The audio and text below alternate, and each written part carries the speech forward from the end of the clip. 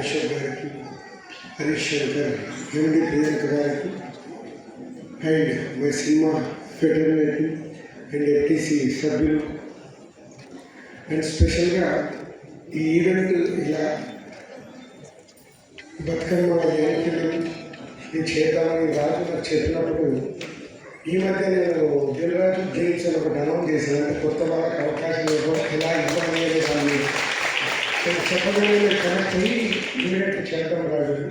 ఇది చేయడమే కాదు, ఎఫ్టీసీలో ప్రతి సంవత్సరం ఫ్యూచర్లో ఉండకపోవచ్చు కానీ ప్రతి సంవత్సరము దసరా బతుకమ్మ టైంలో ఈ ఫెస్టివల్ జరిగేలాగా మా ఎండి గారికి చెప్తున్నాను, పర్మనెంట్ చేయలేదు. అంటే ఎంతో టాలెంట్ని ఇంతకుముందంటే ఎక్కడెక్కడి నుంచో హైదరాబాద్ వచ్చి ప్రతి చెయ్యాలి. ఇప్పుడు అట్లా కాదు, మన పల్లెటూరులో ఉన్నా, మన తాండాలో ఉన్నా, మనం ఎక్కడ ఉన్నా మనకు నచ్చిన కథని నచ్చిన పాటని రెడీ చేసుకొని చేసి వీడియో పెట్టేస్తే అది వైరల్ అయిపోతుంది. నచ్చితే ప్రపంచం మొత్తం చూస్తున్నారు. అంత టెక్నాలజీ పెరిగిన టైంలో మీ టాలెంట్ని ఉపయోగించుకోవడానికి ఇలాంటివి చాలా యూస్ఫుల్ అవుతాయి.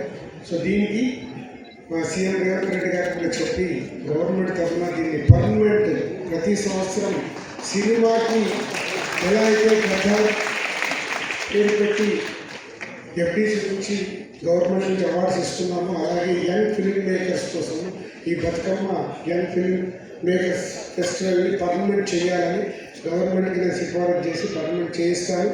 సో ప్రతి సంవత్సరం ఈ కొత్త టాలెంట్ వాళ్ళు ఇలా రావడానికి అవకాశం ఉంటుంది.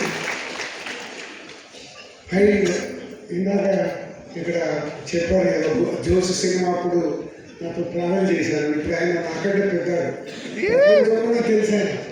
ఆస్కార్ అవార్డుతో ప్రపంచంలో తెలిసాను.